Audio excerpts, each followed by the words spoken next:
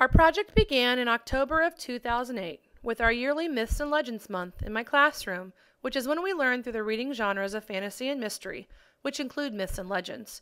I read and tell stories that capture student interest. Many of the myths and legends are based in Indiana, or are urban legends, which are heard in all cultures. Students were fascinated by the stories they heard. The month ended, along with our focus on myths and legends. Well into November, as we finished our first project, I noticed that my students continued to seek out myths and legends independently. They begged me to tell more stories. I introduced the idea of making this the topic of our second project. Of course, students were thrilled.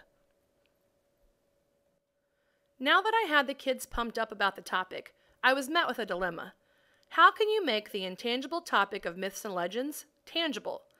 After making simple representations of our current knowledge, the students led the way with their interests. I simply guided them. We began with experimenting with common urban legends, such as whether your stomach would explode if you ate Pop Rocks and drank Coke at the same time. Well, I was the guinea pig for that experiment, and I'm still alive to tell about it. We debunked that urban legend.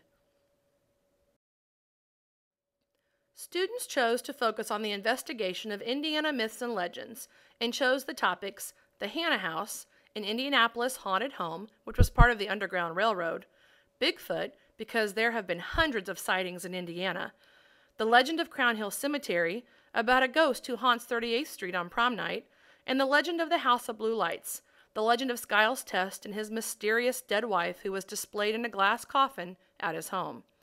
We investigated 3 sites to learn about these topics: the Hannah House, Crown Hill Cemetery, and Skiles Test Park, formerly the location of the House of Blue Lights. We found artifacts, learned about the myths and legends, heard experts tell their stories, and eventually formed our own conclusions. Throughout this project, my students consistently made comments about documentation around our school.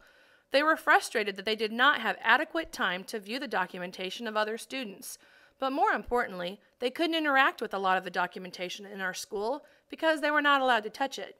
We began having conversations about how we needed to examine our own documentation to relieve some of those frustrations for other students. During Phase 2 of our project, we decided to create a Myths and Legends Museum. The focus was that students wanted something tangible that all school and local community members could interact with and explore. We began planning out what our museum would look like and where we wanted to house it. Originally, students wanted to create the museum out of cardboard. While meeting with our assistant principal, Ms. Chagru, she simply told the students to think wood. A whole new world of possibilities opened. Students didn't believe me when I told them that they could use power tools. I remember Abby saying, "No way, Mrs. Rippey, you're just playing." Others thought I had lost my mind when I said that we would teach these 4th graders to use saws and drills. Why not?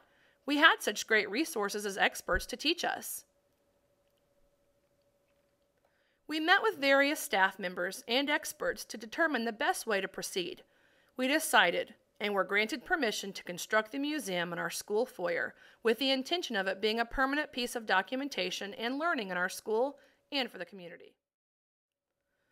This brought on a whole new set of challenges. We wanted to build 2 people-size house replicas of the Hannah House and the House of Blue Lights, as well as represent Bigfoot and Crown Hill Cemetery. We had brilliant ideas, but we had no clue how to be construction workers and build this museum. The only way we knew how to move forward with this task was to start a whole new project: construction. We began Phase 1 again and worked our way through the project approach with construction, with the ultimate goal of having one culminating activity for both projects: presenting our constructed museum. We began researching, field visits, and began to seek community involvement. We were fortunate to have several volunteer engineers from InDesign, as well as numerous other volunteers. The building materials cost over $1,000 and were supplied by InDesign LLC and J. Greg Allen Builders Incorporated. We had parents and community members donate tools and materials as well. Our engineer friends came to help us plan and build every day for at least an hour over a period of several months. They helped us understand how to plan and guided us with the construction of the museum. We learned so much from our hands-on work constructing the museum, and we sure did learn how to safely operate power tools like jigsaws, drills, reciprocating saws, and one of the most important tools, the shop vac. If you watched us work from afar, you may have thought we were having a lot of fun, because honestly, we had a blast. If you had the pleasure to watch these incredible minds up close and experience the rich conversations, you would have been amazed. We also have the Indiana Academic Standards. Allow me to show you the 4th grade content learned and reinforced as a result of this project.